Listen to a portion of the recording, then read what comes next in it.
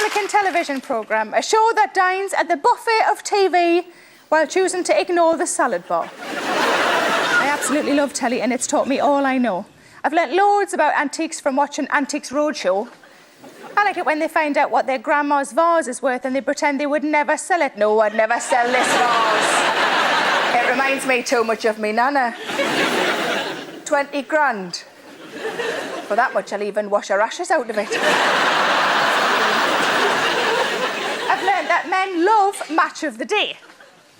I only like the post-match interviews, but they'd never work in women's football, would they? What do you think went wrong today? Well, if you don't know. And Newsnight has taught me a lot of things. It's taught me that I wouldn't like to live with Jeremy Paxman. You're avoiding the question. Answer the question. OK, I might have moved the kitchen scissors into the lounge on one occasion, and for that misunderstanding, I will give a full and public apology. I won't go to bed without watching Newsnight. No, honestly, it's brilliant. Sends me right off. I don't even need a milky drink, much to my boyfriend's disappointment.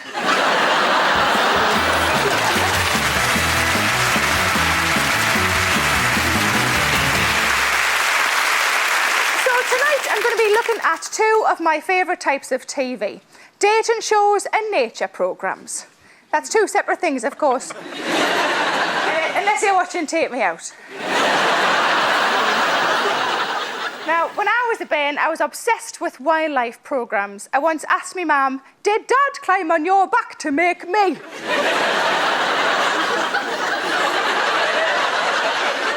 Watching wildlife programmes with family can be tricky, especially older members. The sex stuff, plus the bit where the older member of the herd is pushed out to die alone. While the younger members carry on. But you're glad we're not elephants, eh, Nana? She couldn't hear. There weren't enough chairs in the front room. A 4-foot child can fit into the mouth of a hippopotamus. I'm guessing who found that out isn't allowed to babysit anymore. My sister and I had pets and often had a rabbit each, but I refused to play ball when naming them. She wanted them to be a duo and I always spoilt it. So we had Bubbles and Smokey, Starsky and Snowy, and Cagney and John.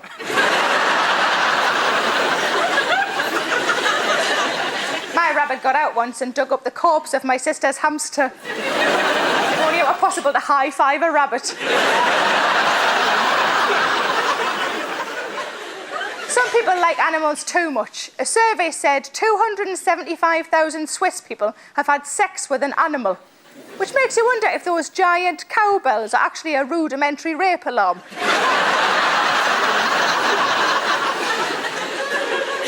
Let's ask the audience, if you had to have sex with a wild animal, what would it be? Give us a wave if you've got an answer. Oh, the lady there. Oh, should we get the Millican? We've got a little camera. Let's get the Millican. If we pass it across, then you can hold the camera in front of you, love. Hello, love. What's your name? Anne. Hello, Anne. And tell me, which animal would you like to have sex with? A lion, because it goes rah. You like a bit of that, do you?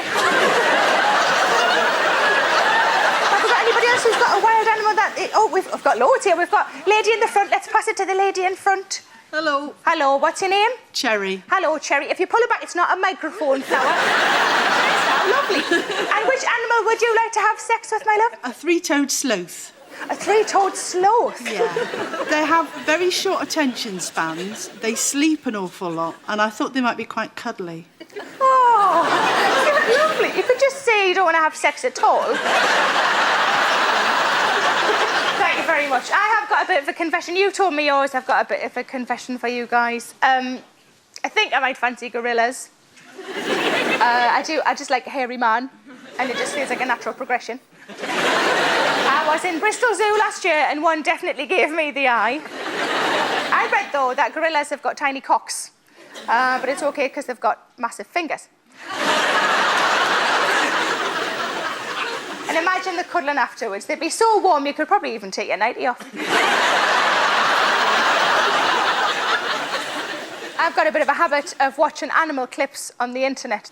I'm just about to go to bed and I'll just have one more clip of cats and then I'll go to bed. Then it says, if you like that one, you might like this one. Feels a bit like single men watching porn, just one more. And as happens with porn, the more cat clips I watch, the more extreme I need them to be. I've seen it all. Cats in boxes, cats in baths, cats reacting to printers. I need something more. I need something harder. Oh, 2 cats cuddling in a sink. Oh, there it is.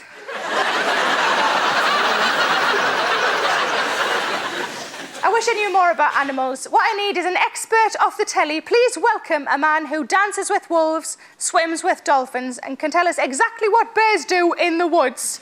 It's the star of Springwatch, Chris Packham.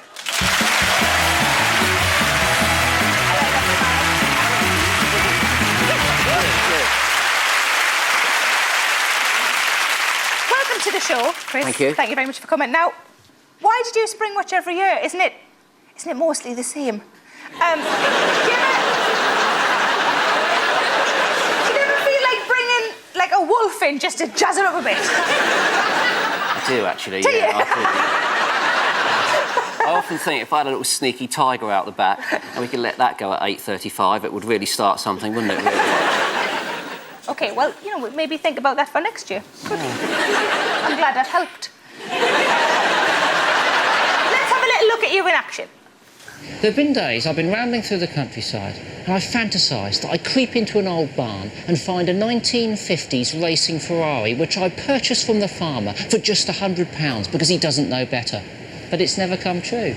Today, however, I wander around this headland fantasising that I look down into the water and see bobbing there black guillemots. Whoa. And look, all 3 sets of feet together, it's a 6-footer. I'd go out with a black guillemot. Definitely. You'd look smart, wouldn't you? Tramping into the Ritz on a Saturday afternoon to tea with a black guillemot on your arm. I could go for that.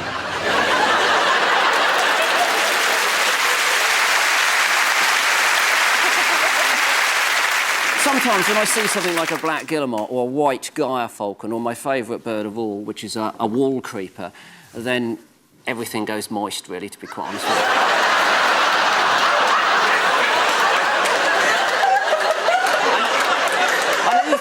I think that's weird, but, you sometimes... I don't think I'm the only one that thinks it's weird.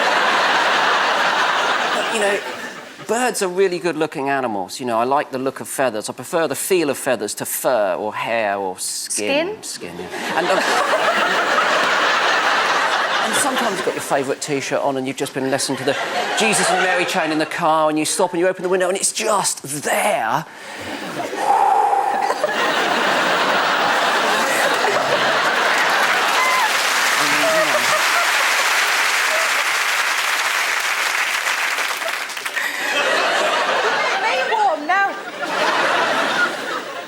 What is the best way to kill a spider? There's no good way to kill a spider.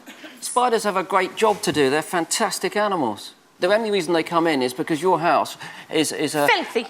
You got in before I did, but, it's a crude facsimile of a cave. They'll eat the woodlice and the spiders and take the flies out. But I can kill all them as well. You can't make choices like that. You've got to be very tolerant of all life, Now...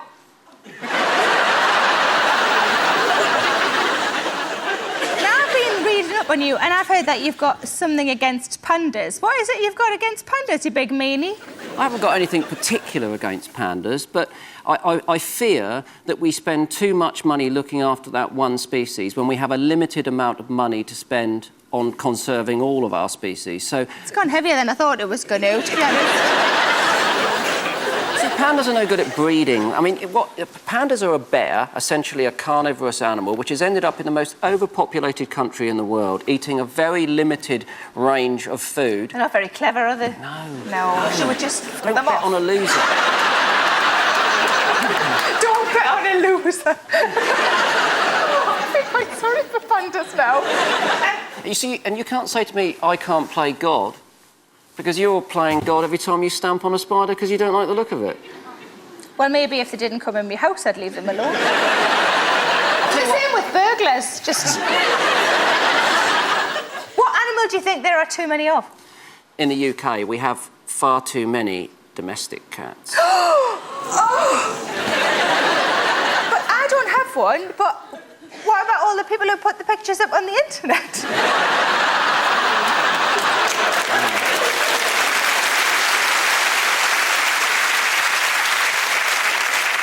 Do you think people have too many? Do you think... 9 million domestic cats kill 60 million songbirds a year. So people spend a relative fortune feeding the birds and bringing them into their garden and essentially feeding them to their cats. I see that as a disaster, you know. That's just the food chain, though, isn't it? Sometimes you like a bit of quiet. Oh, God, you know, sometimes you just want to put a songbird on mute, and that's effectively what a cat is. Now, as we saw earlier, you really love guillemots, don't you? We've got a really cute clip for you. This will be a challenge. It's a 150-metre drop, and they need to make it all the way to the sea. Here goes.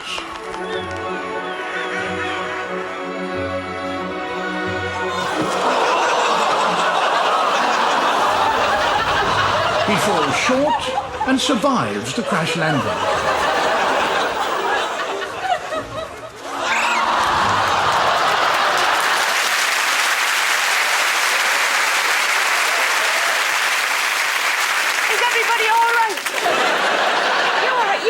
Looked down when it happened.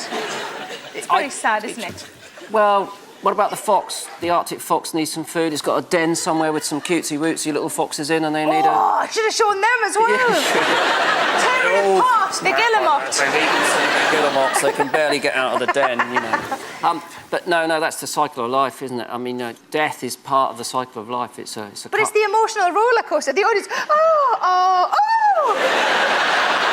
Terrifying. So, Chris, as you may have heard earlier, I do fancy the odd gorilla. It's just something about them. Sometimes I can't even tell men or monkeys apart, which is where you come in. So it's time to play Who Wants to See a Monkey's Hair?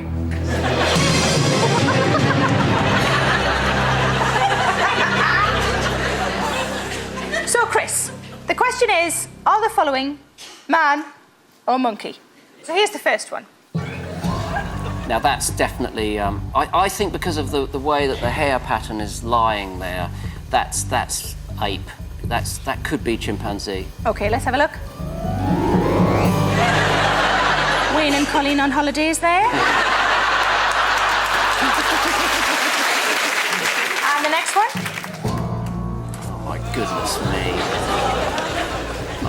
It's just so horrible. I'm going to say man. That's... Let's have a look. Oh. Imagine that on the beach. You must smell like a wet dog. And the next one. Most primates have quite naked lips because they're very sensitive. So that hair overhanging the tongue betrays a moustache, so I'm going for man for this one. OK, let's have a look. Oh. It's a monkey with a mivvy. It's a... I think you did pretty well there. Well done, Chris. Thank you.